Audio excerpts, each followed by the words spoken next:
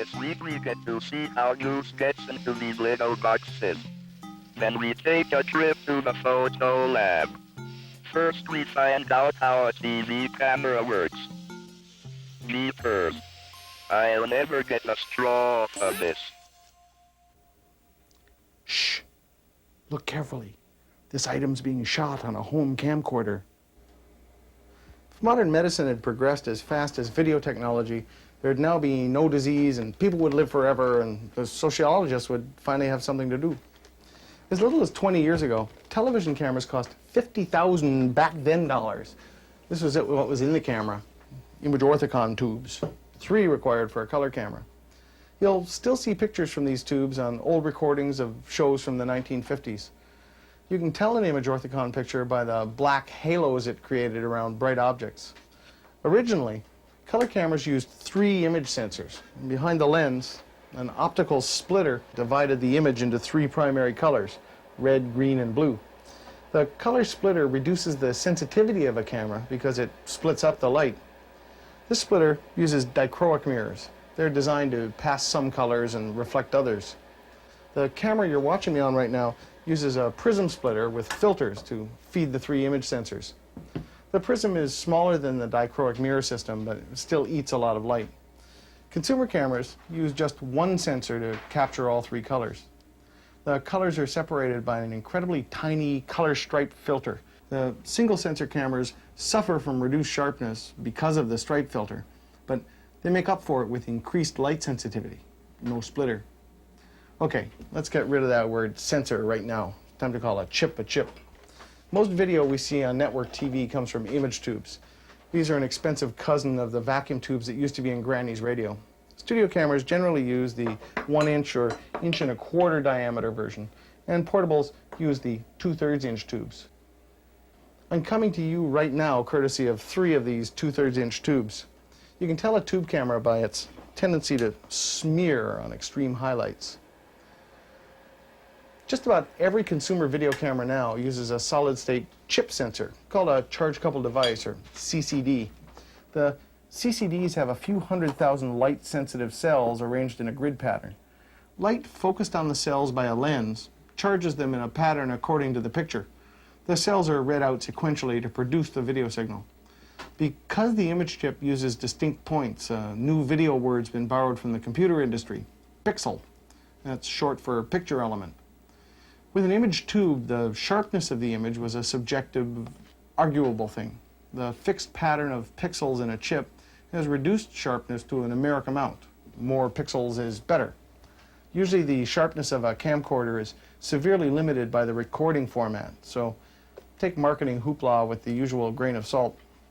Tube sensors had their own artifacts: halos, smear, lag, and burn-in. The CCDs have none of these, but they have an interesting artifact of their own. An extreme point-size highlight in the picture will exhibit a mysterious vertical line above and below it. It's not harmful, and newer chips are showing this tendency less and less. It does help identify chip cameras while watching the nightly news. Now, you might have noticed that a video camera doesn't have a volume control the way an audio system might. The video camera's main adjustment is by the iris on the lens. All portable cameras, professional or otherwise, have some sort of automatic iris system. Most offer manual control of that too. A good way to properly adjust the iris is by looking in the viewfinder. The viewfinder is just a small TV hooked to the video signal, and what you see is what you get. In very dark places, the iris may not open enough to give you a good exposure. For this reason, there's often a gain switch. Our gain switch will give us the equivalent of a few extra stops on the lens. Ready, David? Auto iris. Gain up. Now, unless you have really crummy reception, you'll notice that the pictures become Increasing the gain will help get a picture of the proper video level, but it also amplifies every single defect in the image system. Okay, gain down. Some camcorders have a manual gain, labeled something like low, auto, and high. Other cameras simply put the gain up automatically. If you're shooting something that's naturally dark, like a campfire sing-along, force the gain to stay normal if you have the switch. The video level won't be right, but the pictures will be great. The low-level warning light, by the way, is generally useless. what are you supposed to do? Not take the shot of Junior blowing out his candles? Stop Uncle Harry clowning around while you install lights? As long as your viewfinder is the type that's a little TV monitor, just go ahead and shoot. If you can see it in the viewfinder, you've got it. Remember indoor and outdoor film? The video equivalent is white balance. Sunlight, light bulbs, and fluorescent lights are all different colors. Whenever you see an indoor scene that has an outside window in it, it's usually covered with this stuff. This cuts down some of the daylight and gives it an orange tinge like light bulb light. Actually, we're using this stuff just to cut down the light. And this stuff on the lights to make them the color of daylight. To white balance a camera, the camera is pointed at something white and a button's pressed. The camera adjusts its relative amplification of its red, green, and blue departments to get an even mix that results in white. Let's have some fun. This is a red piece of paper. Okay, white balance.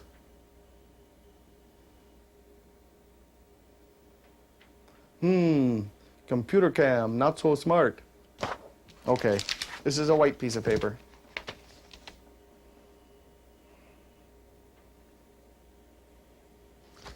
Some cameras, like this little one, do an automatic adjustment of white balance via this little white window. This kind of sensor can get fooled by shooting out a window in a room lit by light bulbs. There's a phrase that's used all too often in professional work: broadcast quality. This arbitrary label bugs people like me. 20 years ago, I used so-called broadcast quality equipment that was vastly inferior to this little wonder.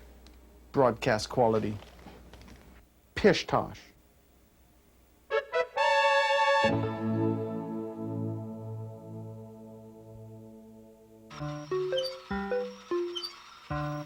It can't get away from me this time. Go and laugh. It's a living.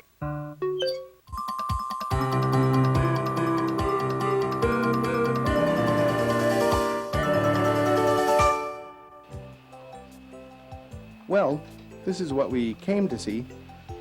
We were wondering how the film mini labs worked, so we placed a call to Black's Film. Have a look around the big lab, they said. They were right. It's a big lab. Thousands of rolls of film arrive and leave every day.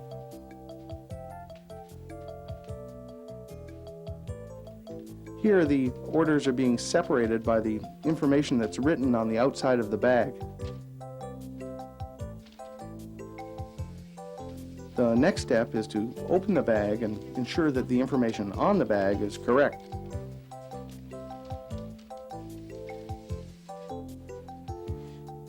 Light films are bulk loaded onto large spools.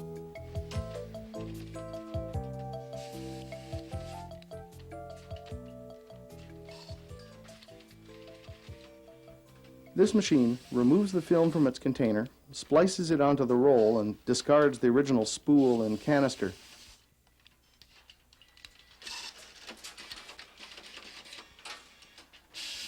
The machine also reads the bar-coded information on the side of the container to ensure that the wrong film type doesn't sneak past the system.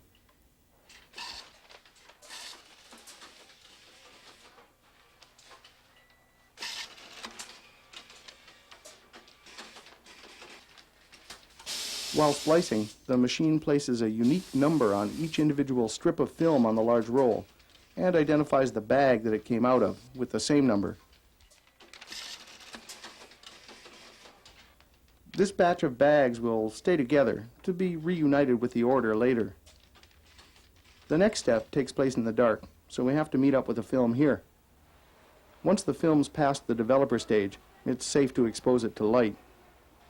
The film marches continuously through the processor from tank to tank. This is a C41 color processor for negative film that will be printed.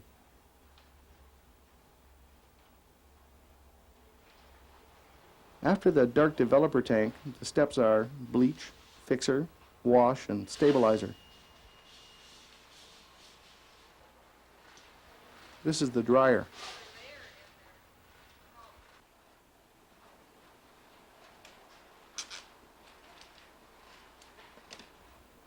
When the end of a spool of film comes along, a plastic leader is clipped to the run to keep the machine threaded at all times. The next spool of film is attached to the end of the leader so that the machine is always threaded with something.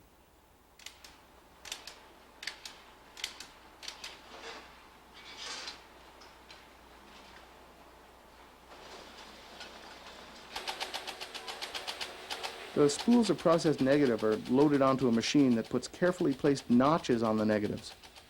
The notches identify the positioning of each frame. This is a printer being set up for a new size of film.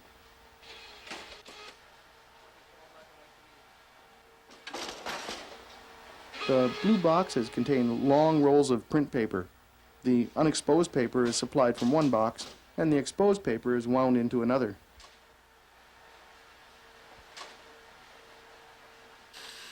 The print machines are highly automated and under the control of a microcomputer. The light source that's used for printing is changing color and brightness for each exposure, based on a sensor that inspects each frame of the film.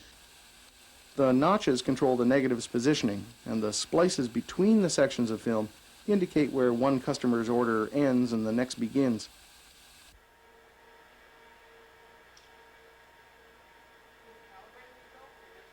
This is the light source running a test on itself. Normally, just subtle changes are required, but the test gives a nice light show.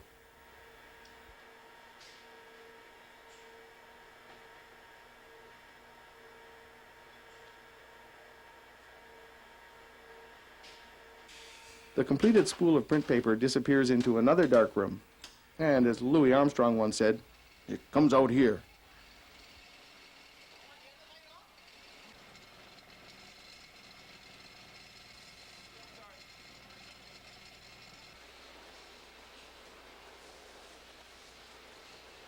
Each batch of prints is inspected by eye. This should clear up the mystery of why your photographic boo-boos get printed. It would be too difficult to separate them from the automated system. Instead, your printed mistakes are free. The large spools of negatives, large spools of prints, and the bags the orders came in get back together here. This machine, well, get a load of this.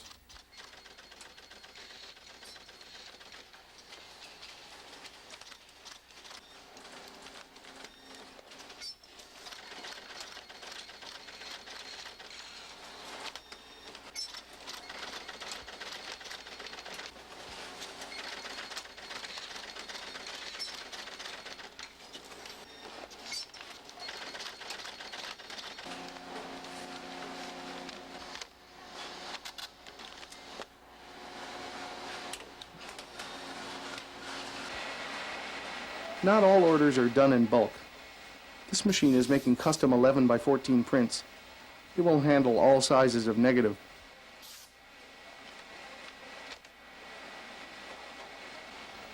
A video preview of the negative allows cropping, color balance, and exposure.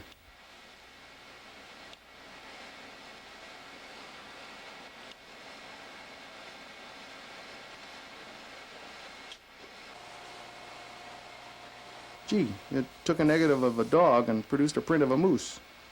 Well, you know, by the time we got the camera moved, the moose had come out. The dog's underneath. Not to be outdone by the video revolution, most film labs offer the service of transferring old home movies to videotape. This projector is specially designed for the job. Instead of a projection lens, it has a small camera mounted right in its lens barrel. The projector also does some fancy shuttering to convert the frame blink rate of film to the frame blink rate of video. If you try this at home, it usually results in some pretty nasty flicker. The mini labs, like you might find at your local shopping mall, don't transfer home movies to videotape, but they do just about everything else in 2 cute packages. The mini lab develops only 1 or 2 rolls of film at a time. The film's container serves as the first darkroom. The end of the film is recovered by inserting a stiff, sticky tongue into the canister. The end is trimmed and attached to a plastic leader. Unlike the big processors, the mini lab isn't threaded with leader. Instead, the sprocketed short leader is successively pulled along through the various tanks of chemical. Normally, this machine can't be run with the cover open, so we took the liberty of substituting a dummy roll of film here.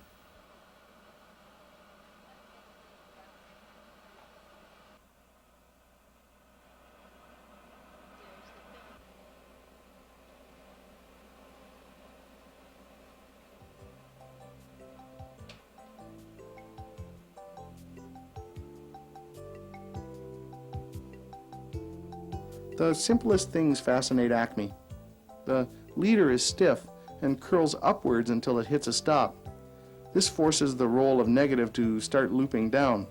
As it does, the weight of the film pulls the leader downwards onto a simple hook.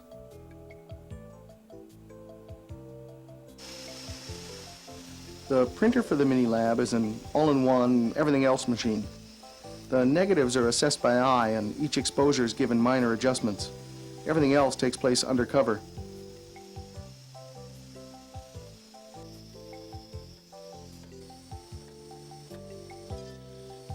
Since the printer takes a while to process and dry the prints, several jobs may be inside it at once.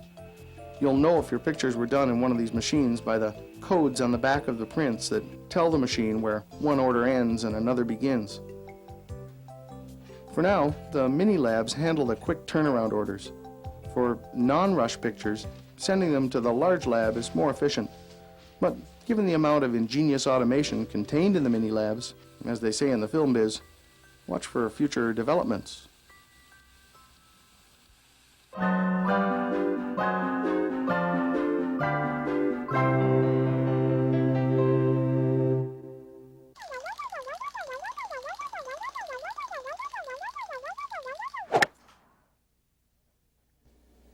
This company might disagree, but it seems as if one day there were none of these little boxes in our lives, and the next, well, everything's in them.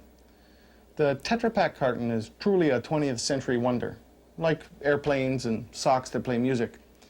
The advantages of this package are many.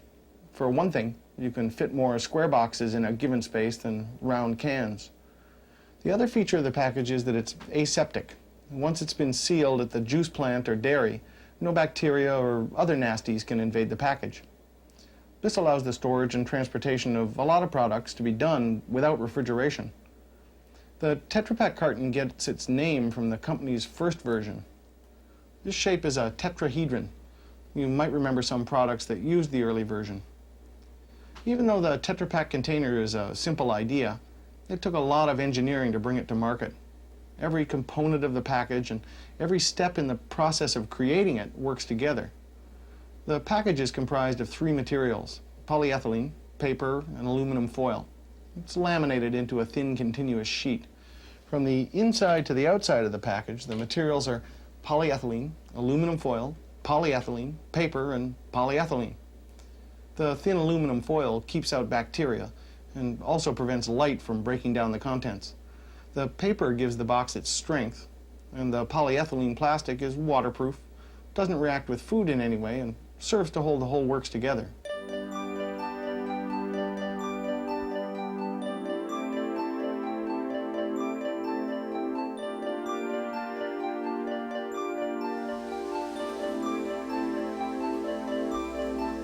To pack Tetrapak cartons, you also need this handy accessory. This machine takes flat rolls of pre-printed laminated material, liquid product from a pipe, and churns out the little rectangular filled boxes that fill our fridges.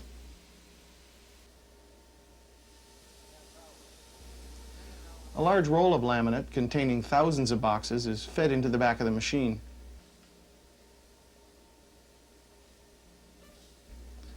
A sensor reads a special mark that's been printed on the paper.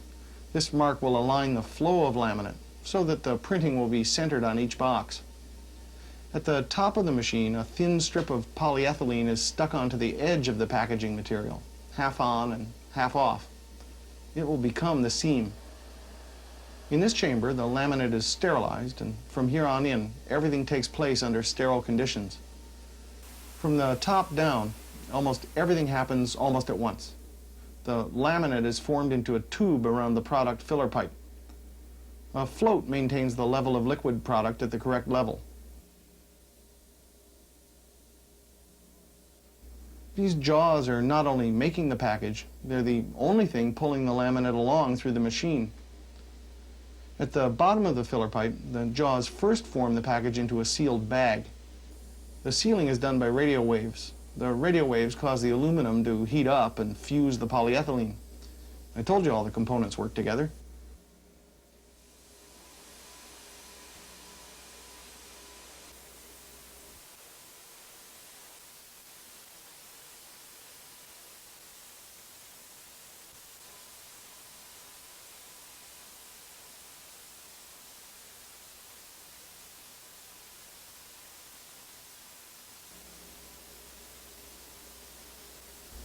The final step forms the bag into a rectangular box, and as they say in the food biz, Bob's your uncle.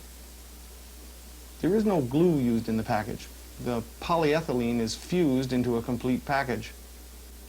Along the way, the machine has ensured the exact amount of product in the container and that the printing is properly aligned.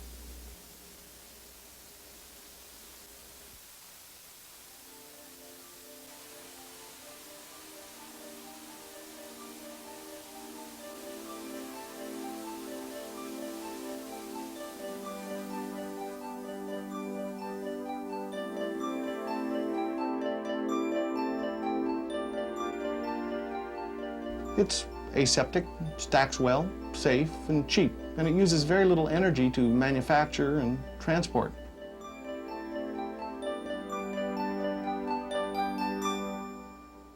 The only downside of the package has also been addressed: recycling. The laminated components can't be separated easily. This is superwood, a mixture of various waste plastics and shredded Tetrapaks. In the words of the company, it's corrosion-proof and lumber-like.